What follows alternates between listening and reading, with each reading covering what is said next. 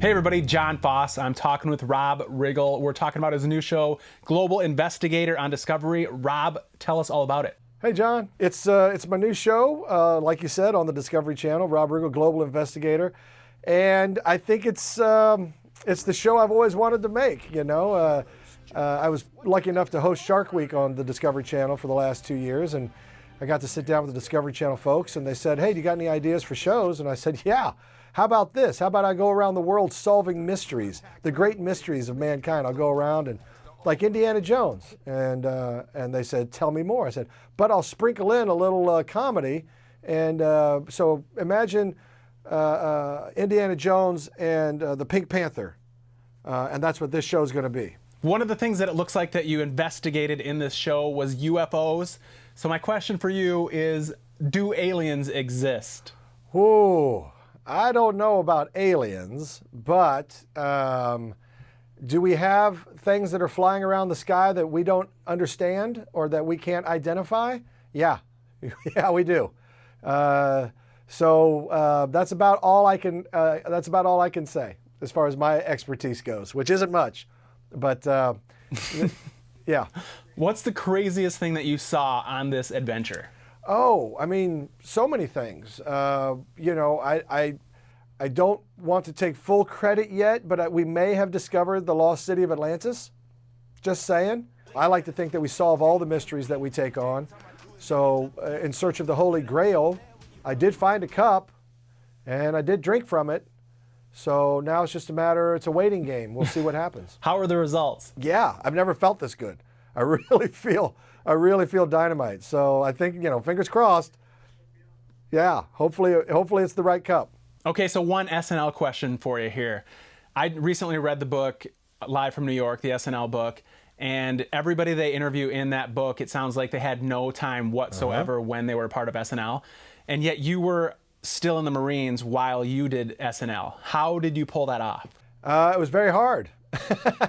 It was very difficult. I would literally go from rehearsals to drills, and luckily it was all in Manhattan. So I would get done over at 30 Rock, and then I'd head over to Lexington Avenue, where we had a place where we could do our drills, and I would do drills over there till the wee hours of the morning, or whenever I could. On off weeks, I would try to get over there and get my time in.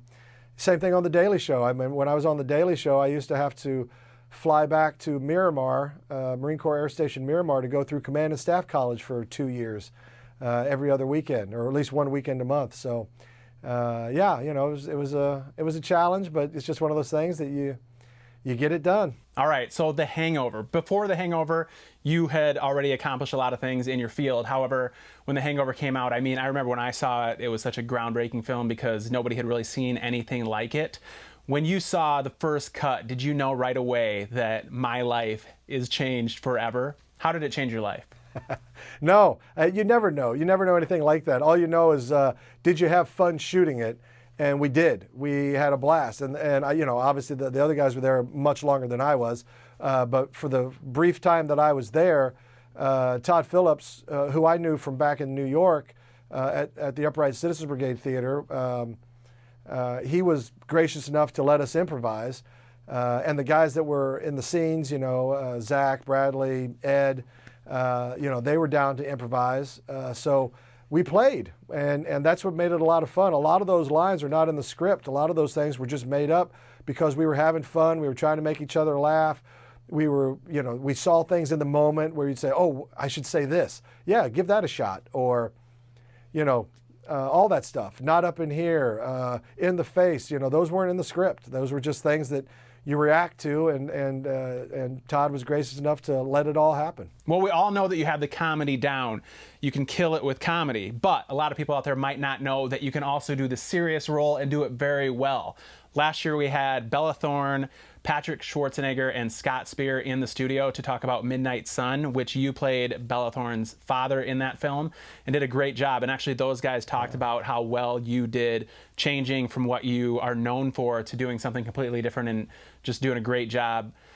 Tell us about that film. What was it like to play Bella Thorne's father, and what was it like to do something completely different like that film?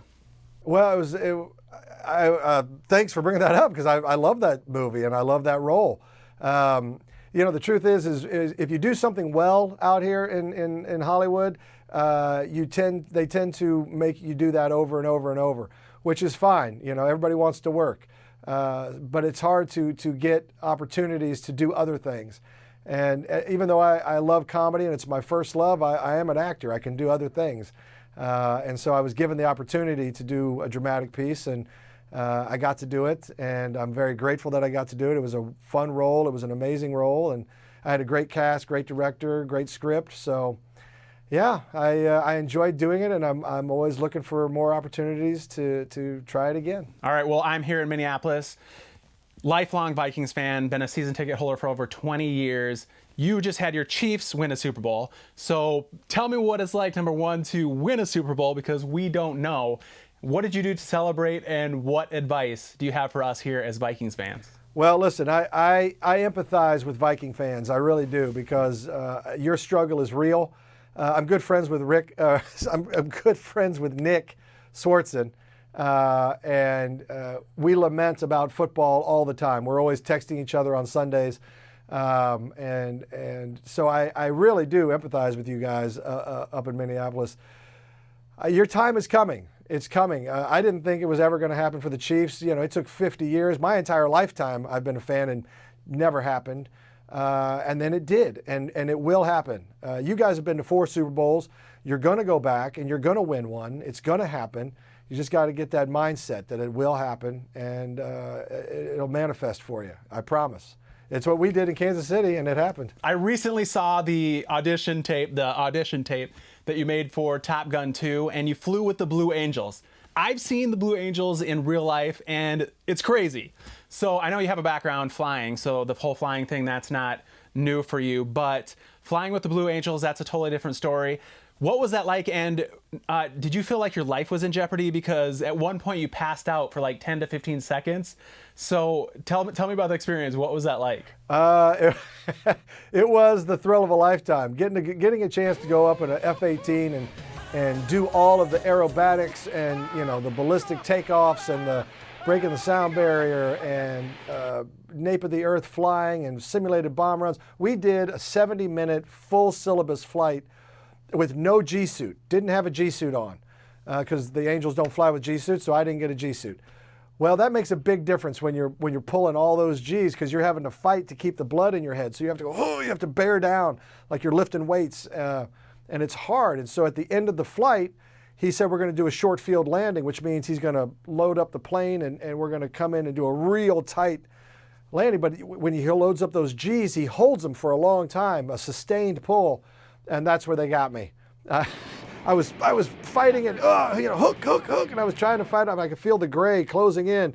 I thought I was doing fine, and then next thing I know, I wake up 10 seconds later, and I had gone to sleep. I had a full dream, by the way, in that 10 seconds. It was very bizarre.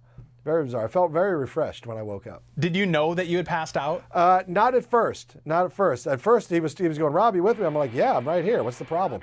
And then I realized, I think I just passed out. And then when I saw the footage, I realized, I went down. All right, well, Rob Riggle, thank you so much for being with us here in Minneapolis. Twin Cities, make sure you check out Global Investigator on Discovery, Sundays at 9. Thanks, Rob. Thank you.